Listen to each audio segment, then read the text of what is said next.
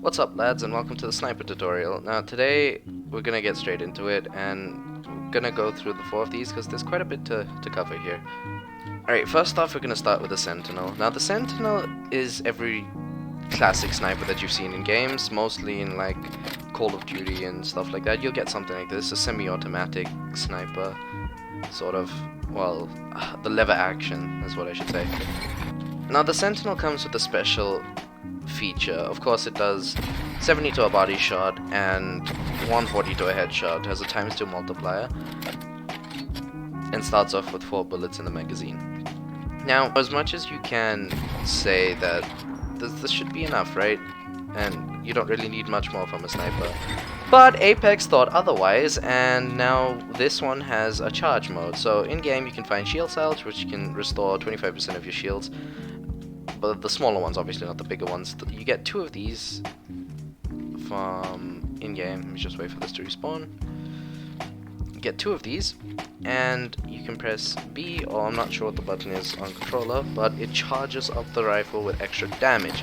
Now there's a little bar above the Sentinel icon at the bottom right that says amped. This will diminish over time, fairly slowly, as you can see, but with every successful shot, you will drain some of it out. The successful shots that you do hit, whether you hit or not, they will still drain, but if you do hit a shot, it takes the body damage from 70 up to 88, and headshot damage from 140 up to 176.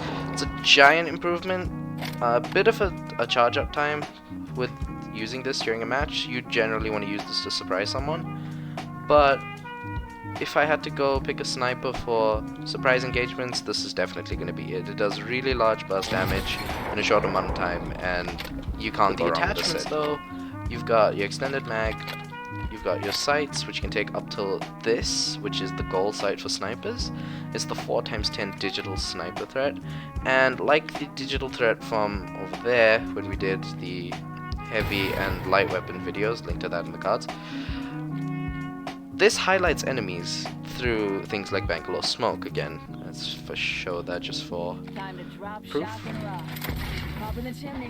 So if someone had to go into cover to heal, you can still see them perfectly fine.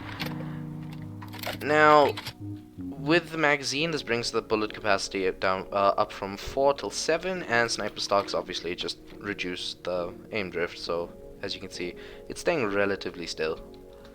And you can toggle the zoom mode from 4 to 10, but it doesn't have any effect on damage.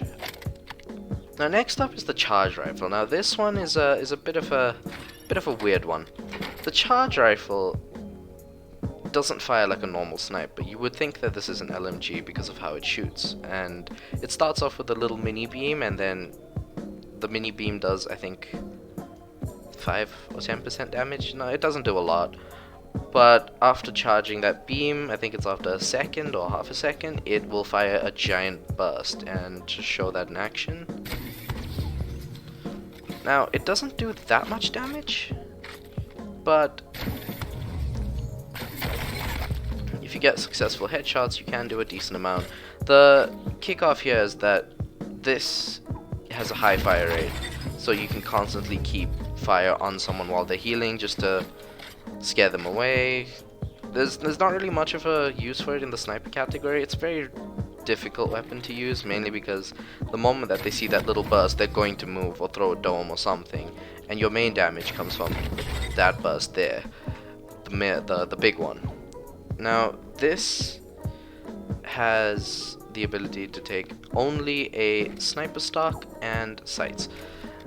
Now, it can take the digital threat sight because, like I said, it does fall into the sniper category. It is pinpoint accurate at long range and does do a lot of damage with headshots. It doesn't have a very bad headshot multiplier, like body shots, where the full charge is 90. And now that he's respawned, and headshots, when all of your shots connect, will hit up to 116. Like I said, Sentinel, more damage, but charge rifle slightly easier to get damage off. Next up is the longbow, and with the longbow, most of you that are coming back from the previous seasons will know that this used to be a heavy weapon, but is now a sniper. It did get a slight bit of a nerf, but it is one of the best snipers in this category, in my opinion. Now, the longbow shines mainly in its DPS. This has a higher fire rate than any of the other snipers shown here. I'm not sure of the exact numbers. I'll probably drop them in afterwards, like on screen. Longbow DMR will do 55 to a body shot,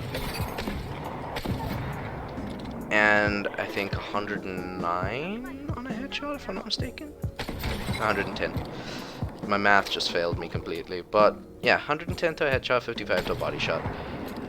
Now, this comes with a special hop-up known as the Skull Piercer. Now, this increases your headshot damage. Same can be said for the Wingman from our last video. This can also take stocks and barrel stabilizers to reduce recoil, as well as magazines just for a little bit of extra bullet in the clip. And can take any sights, starting from the ×1 HCOG all the way up till the 4-10 digital threat. Now, with the Skull Piercer equipped, takes the headshot damage from 110 up to 138.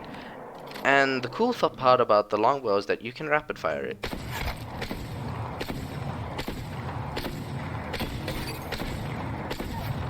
With body shots, it takes you about 4 to 5 shots to completely get rid of a target, but all in all, still a really good weapon. Can be used at close. I've honestly gotten some really dope shots with this, hip firing it as if it was a heavy weapon, like a semi-automatic. And I can say that this is definitely the most versatile one out of all of them. Okay, next up we've got the triple take. Now the triple take used to be just the plain sniper where you aim down sights and it only shoots one bullet, and there used to be a hop-up way back that lets you put the choke on. If you look, there's like those 2 blue bars on either side that zone in to the crosshair, and what that does is it chokes the spread. So firing off the triple take fires off 3 bullets at a time. It only consumes 1 ammo, but 3 bullets, and you can see that there's those 3 shots. Now, while aiming down sights, you can choke the spread and shoot only what looks like 1 bullet, but is still actually 3. Now, the triple take does do 69, nice, on body shot, and 138 on headshot. It has a higher multiplier than every other gun, but the fire rate, like I said, will be dependent on how you want to use it. I've personally used the triple take as a sort of shotgun at close range, because it does do a decent amount of damage as a shotgun and has the fire rate of a shotgun, but honestly, this as a shotgun isn't as effective as the actual shotguns, which we'll cover up in a few videos from now. And this can only take a sniper stock, extended mag, and sights. In most case scenarios, you will be able to use it with pinpoint accuracy using the section where the Y and X lines cross over each other. Now, as for snipers in a whole, genuinely, I would take a longbow over anything just because of the diversity of the weapon and how you can use it, the amount of attachments that make it a lot better than any of the other snipers. Second up, I'd go Sentinel, then triple take, and then charge rifle, simply because the charge rifle doesn't really fit into the sniper category in this game. It's a very niche weapon. If you're good with it, then you're most likely gonna stick with it and not use the other ones, but that's just personal preference. Honestly, I prefer this, but you can go with whatever you want. If you have any questions, drop them down in the comments below, and we'll see you in the next one. Good luck. That's how it goes in Hollywood cartoons.